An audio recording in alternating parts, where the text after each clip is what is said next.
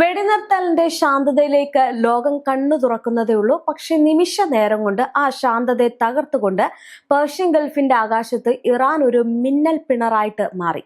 യുദ്ധം അവസാനിച്ചു എന്ന് കരുതിയവർക്ക് മുന്നിലേക്ക് അമേരിക്കയുടെ 500 കോടിയിലധികം വില വരുന്ന അഹങ്കാരം ആകാശത്തെ നിഗൂഢ വേട്ടക്കാർ MQ-4C ട്രൈറ്റൺ ഡ്രോൺ കത്തി അമർന്ന് വീണ വാർത്തയാണെത്തിയത്. വെറും ഒരു നിമിഷം മതിയായിരുന്നു ഇറാൻ ആ അത്യാധുനിക യന്ത്രത്തെ വെറും ഇരുമ്പ് തുണ്ടുകളാക്കി മാറ്റാൻ. ഇത് വെറും ഒരു വെടിവെച്ചിടലല്ല, മറിച്ച് ആകാശത്ത് തങ്ങൾ തീർത്ത പ്രതിരോധ കോട്ടയ്ക്ക് മുന്നിൽ ആഗോള ശക്തികൾ പോലും ഒന്നുമല്ല എന്ന് ഇറാൻ ലോകത്തിന് നൽകിയ മാസ് മുന്നറിയിപ്പാണ്. അതായത് ഇറാന്റെ കടുത്ത നിലപാട്, ഇറാന്റെ ഉറച്ച വിശ്വാസം, ഇറാന്റെ കരുത്ത്. ഇതാണ് ഏറ്റവും കൂടുതൽ എടുത്തു പറയേണ്ട ഒരു കാര്യം. ഹോർമുസ് കടലിടുക്കിന്റെ ആകാശത്ത് ആധിപത്യം ഉറപ്പിക്കാൻ വന്ന അമേരിക്കൻ കരുത്തിനെ നിഷ്പ്രഭമാക്കിക്കൊണ്ട് ഇറാൻ നടത്തിയ ഒരു നീക്കം ഒരു തിരമാല പോലെയാണ് ആഗോള രാഷ്ട്രീയത്തെ പിടിച്ചുലയ്ക്കുന്നത്. വെടിനിർത്തൽ ഒപ്പിട്ട് 24 മണിക്കൂർ തികയുന്നതിന് മുമ്പ് തന്നെ തങ്ങളുടെ അതിർത്തി ലംഘിക്കുന്ന ഏതൊരു വലിയ ശക്തിയെ നിമിഷ നേരം കൊണ്ട് മണ്ണിലിരുത്താൻ തങ്ങൾക്ക് കഴിയുമെന്ന് ഇറാൻ തെളിയിച്ചു കഴിഞ്ഞു. ആധുനിക യുദ്ധതന്ത്രങ്ങളെയും റഡാർ സംവിധാനങ്ങളെയും നോക്കുകുത്തിയാക്കി ഇറാൻ നടത്തിയ ഈ ഒരു തിരിച്ചടി പേർഷ്യൻ ഗൾഫിലെ യഥാർത്ഥ രാജാവ് ആരാന്ന് ഒരിക്കൽ കൂടി അടിവരയിടുകയാണ്. ഇനി ചർച്ചകൾ ആയുധങ്ങളുടെ എണ്ണത്തെക്കുറിച്ചല്ല, മറിച്ച് നിമിഷ നേരം കൊണ്ട് ശത്രുവിന്റെ ചിറകരിയുന്ന ഇറാന്റെ ആ അജയ്യമായിട്ടുള്ള പോരാട്ട വീര്യത്തെക്കുറിച്ചാണ്. MQ-4C ട്രൈറ്റൺ സാധാരണ ആളില്ലാത്ത വിമാനമല്ല. സമുദ്ര നിരീക്ഷണം, ദീർഘദൂര രഹസ്യ അന്വേഷണം, തത്സമയ ഡേറ്റ ശേഖരണം, കപ്പൽ ഗതാഗത നിരീക്ഷണം, സൈനിക നീക്കങ്ങൾ പിന്തുടരൽ മാത്രമല്ല, ഇവയ്ക്കായിട്ട് രൂപകൽപ്പന ചെയ്ത അമേരിക്കയുടെ അത്യാധുനിക ഹൈ ആൾട്ടിറ്റ്യൂഡ് പ്ലാറ്റ്ഫോമാണ്. ഇതാണ് ഇപ്പോൾ ഇറാൻ തകർത്തിരിക്കുന്നത്. ഇറാന്റെ മുന്നിൽ അതൊരു പുഷ്പം പോലെയാണ്. അതാണ് ഞൊടിയിടയിൽ പൊടിച്ചു കളഞ്ഞിരിക്കുന്നത്. എന്തായാലും 2026 ഏപ്രിൽ 9 രാവിലെ ട്രൈറ്റൺ പതിവ് ദൗത്യത്തിന്റെ ഭാഗമായിട്ട് പേർഷ്യൻ ഗൾഫിലും ഹോർമുസ് കടലിടുക്കിലും പെട്രോളിംഗ് നടത്തുകയായിരുന്നു. എന്നാൽ ഇറ്റലിയിലെ നേവൽ എയർ സ്റ്റേഷൻ സിഗോനെല്ലിയിൽ നിന്ന് പ്രവർത്തിച്ചിരുന്ന ഈ ഒരു ഡ്രോൺ ഏകദേശം 3 മണിക്കൂർ പ്രദേശം നിരീക്ഷിച്ചു. ഇറാനിയൻ നാവിക പ്രവർത്തനങ്ങൾ, വ്യാപാര കപ്പൽ ഗതാഗതം, തീരദേശ ചലനങ്ങൾ എന്നിവയെക്കുറിച്ചുള്ള വിവരശേഖരണമാണ് പ്രധാന ലക്ഷ്യമെന്ന് കരുതപ്പെടുന്നുണ്ട്. എന്നാൽ മടങ്ങി വരവിനിടെ അതിന്റെ പറക്കൽ പാതയിൽ അസാധാരണ മാറ്റം സംഭവിച്ചു. ട്രാക്കിംഗ് ഡാറ്റ പ്രകാരം ഡ്രോൺ വടക്ക് കിഴക്കോട്ട് തിരിഞ്ഞു ഇറാനിയൻ വ്യോമ പരിധിയിലേക്ക് അപകടകരമായിട്ട് അടുത്തു. നിമിഷങ്ങൾക്കുള്ളിൽ 7700 എന്ന അടിയന്തര കോഡ് കൈമാറി. സാധാരണയായിട്ട് വിമാനത്തിനുള്ളിലെ ഗുരുതര പ്രശ്നം സൂചിപ്പിക്കാൻ ഉപയോഗിക്കുന്ന സിഗ്നലാണിത്. അതിന് പിന്നാലെ 15800 മീറ്ററിലധികം ഉയരത്തിൽ നിന്ന് വേഗത്തിൽ താഴേക്ക് ഇറങ്ങാൻ തുടങ്ങിയ ഡ്രോൺ ഏതാനും മിനിറ്റുകൾക്കകം റഡാറിൽ നിന്ന് അപ്രതീക്ഷിതമായി. ഇതിന് പിന്നാലെ ഇസ്ലാമിക് റവല്യൂഷണറി ഗാർഡ് കോർപ്പസ് രംഗത്തെത്തി. ഇറാനിയൻ വ്യോമാതിർത്തി ലംഘിച്ച നുഴഞ്ഞ കയറ്റക്കാരനെ കണ്ടെത്തി മുന്നറിയിപ്പ് നൽകിയ ശേഷം ആക്രമിച്ച് നിർവീര്യമാക്കിയെന്നാണ് അവർ പ്രഖ്യാപിച്ചത്. വെടിനിർത്തൽ നിലവിലുണ്ടായിരുന്നിട്ടും ശത്രുപരമായിട്ടുള്ള നിരീക്ഷണ പ്രവർത്തനങ്ങൾ തുടർന്നതിനാൽ ദേശീയ പരമാധികാരം സംരക്ഷിക്കാനുള്ള അനിവാര്യ നടപടി മാത്രമാണിത് എന്നും ഇറാൻ പറഞ്ഞിരുന്നു. എന്തായാലും അമേരിക്കയുടെ ആദ്യ പ്രതികരണം ശ്രദ്ധേയമായിരുന്നു. ഉടൻ മറുപടി നൽകുന്നതിന് പകരം അവർ മൗനം പാലിച്ചു. പിന്നീട് ക്ലാസ് എ അപകടം എന്ന ഔദ്യോഗിക പദപ്രയോഗം ഉപയോഗിച്ച് വലിയ നഷ്ടം സംഭവിച്ചതായിട്ട് സമ്മതിച്ചു.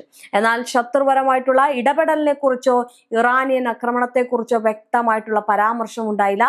സൈനിക ഭാഷയിൽ ക്ലാസ് എ എന്നത് വലിയ സാമ്പത്തിക നഷ്ടമോ പൂർണ്ണമായിട്ടുള്ള ആസ്തി നാശമോ സൂചിപ്പിക്കുന്ന ഗൗരവമായിട്ടുള്ള വിഭാഗമാണ്. അത്രയേറെ പ്രഹരമാണ് അന്ന് ഇറാന്റെ ഭാഗത്ത് നിന്നും അമേരിക്കയ്ക്കുണ്ടായത്. അതായത് വലിയൊരു നഷ്ടം ഉണ്ടായിരിക്കുന്നു. സാമ്പത്തികം ഒന്നുകൂടി തളർന്നിരിക്കുന്നു. എന്തായാലും ഈ ഡ്രോണിന്റെ വിലയും ശേഷിയും നോക്കുമ്പോൾ സംഭവത്തിന്റെ പ്രാധാന്യം കൂടുതൽ വ്യക്തമാകും. MQ-4C ട്രൈറ്റൺ യൂണിറ്റ് ഏകദേശം $618 ബില്യൺ വരുന്ന പ്ലാറ്റ്ഫോമാണ്. 4 F-35 യുദ്ധവിമാനങ്ങളുടെ വിലയോട് താരതമ്യം ചെയ്യപ്പെടുന്നത് അത്ര വലിയ നിക്ഷേപമാണ്. അമേരിക്കൻ നേവിയുടെ മൊത്തം ട്രൈറ്റൺ ശേഖരത്തിൽ വളരെ പരിമിതമായിട്ടുള്ള എണ്ണം മാത്രമേ ഉള്ളൂ. അതിനാൽ ഒരു യൂണിറ്റ് നഷ്ടപ്പെടുന്നത് വെറും ഒരു സാമ്പത്തിക നഷ്ടമല്ല, നിരീക്ഷണ ശേഷിയിലെ യഥാർത്ഥ കുറവാണ്. എന്തായാലും ട്രൈറ്റൺ ഒരു ചിറകുകളുള്ള ഉപഗ്രഹം എന്ന രീതിയിൽ വിശേഷിപ്പിക്കാറുണ്ട്. ദീർഘനേരം ഉയർന്ന ഉയരത്തിൽ പറക്കാൻ കഴിയുന്നത് ഇത് സമുദ്ര പ്രദേശങ്ങളിലെ വൻ വിസ്തീർണം നിരീക്ഷിക്കാൻ കഴിവുള്ളതാണ്. Multi function radar, synthetic aperture radar, electro optical ക്യാമറകൾ, ഇൻഫ്രാറെഡ് സംവിധാനങ്ങൾ, സിഗ്നൽ ഇന്റലിജൻസ് ഉപകരണങ്ങൾ എന്നിവയാൽ സജ്ജമായിട്ടുള്ള ഇത് 100 കണക്കിന് കിലോമീറ്റർ അകലെയുള്ള ചലനങ്ങൾ വരെ നിരീക്ഷിക്കാനാകും. അമേരിക്കൻ നാവികസേനയ്ക്കും മറ്റ് പ്ലാറ്റ്ഫോമുകൾക്കും തത്സമയ വിവരങ്ങൾ കൈമാറുന്നതിൽ ഇതിന്റെ പങ്ക് നിർണായകമാണ്. എന്തായാലും ഇത്തരം ഒരു പ്ലാറ്റ്ഫോം ഇറാൻ എങ്ങനെ തകർത്തു എന്നതാണ് ഇപ്പോൾ പ്രധാന ചർച്ച. ഔദ്യോഗികമായിട്ട് ഏത് സംവിധാനം ഉപയോഗിച്ചത് എന്ന് വ്യക്തമല്ല എങ്കിലും ഇറാന്റെ ബഹുതല വ്യോമ പ്രതിരോധ ശൃംഖലയാണ് വീണ്ടും ശ്രദ്ധ നേടുന്നത്. സ്വദേശീയമായിട്ട് വികസിപ്പിച്ച 3 ഖോർദാദ് ബാവർ 373, റഷ്യൻ S-300 സംവിധാനങ്ങൾ കൂടാതെ ഇലക്ട്രോണിക് വാർഫെയർ ശേഷികൾ എന്നിവയുടെ സംയോജിത ഉപയോഗം സാധ്യതയായിട്ട് വിലയിരുത്തപ്പെടുന്നുണ്ട്. 2019 American RQ-4A Global Hawk drone Iran വെടിവെച്ചിട്ട സംഭവത്തിന്റെ ഓർമ്മയും ഇതോടെ വീണ്ടും ഉയർന്നു വരികയാണ്. ഇതൊരു സാങ്കേതിക വിജയം മാത്രമല്ല, മനഃശാസ്ത്ര വിജയം കൂടിയാണ്. ലോകത്തിലെ ഏറ്റവും നൂതന നിരീക്ഷണ സംവിധാനങ്ങളിൽ ഒന്ന് തകർന്നു എന്ന സന്ദേശം എതിരാളികൾക്കുള്ള മുന്നറിയിപ്പാണ്. ഉയരം, ദൂരം, സാങ്കേതിക മികവ് എന്നിവ കൊണ്ട് മാത്രം സുരക്ഷ ഉറപ്പാക്കാനാകില്ല എന്ന് ഇത് സൂചിപ്പിക്കുന്നു.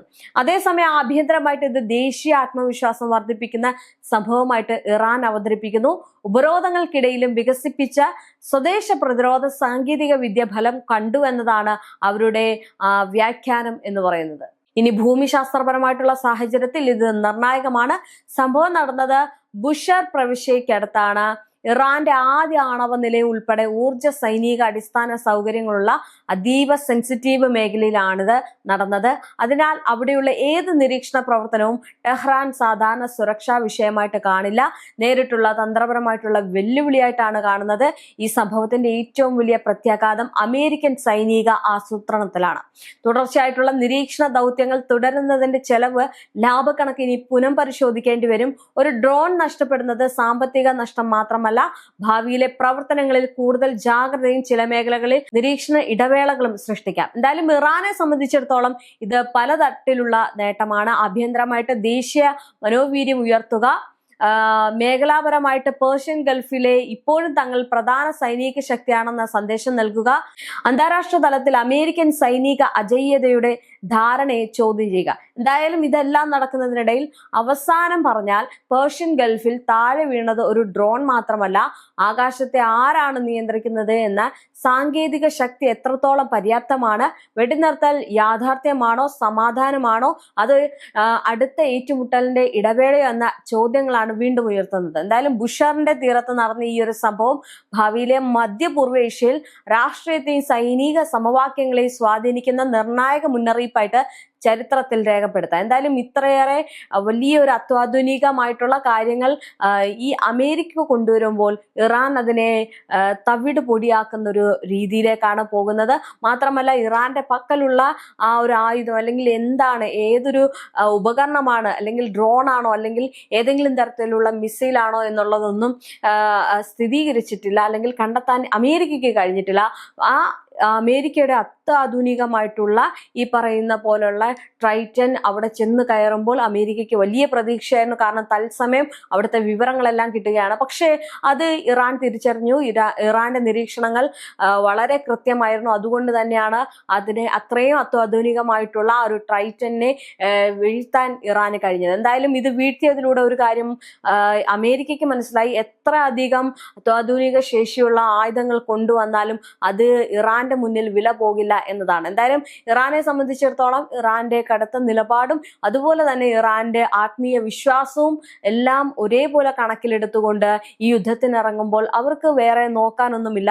മാത്രമല്ല അവർ യുദ്ധത്തിനിറക്കുന്ന ഡ്രോൺ അല്ലെ മിസൈലുകൾ എന്ന് പറയുന്നത് അവരെ സംബന്ധിച്ചിടത്തോളം വലിയ ചെലവില്ലാതെ അവർ സ്വയം സൃഷ്ടിക്കുന്ന ഉപകരണങ്ങളാണ്. അതുകൊണ്ട് തന്നെ അത്തരം കാര്യങ്ങളിൽ അവർ വളരെ ജാഗരൂകരായിട്ടിരിക്കും.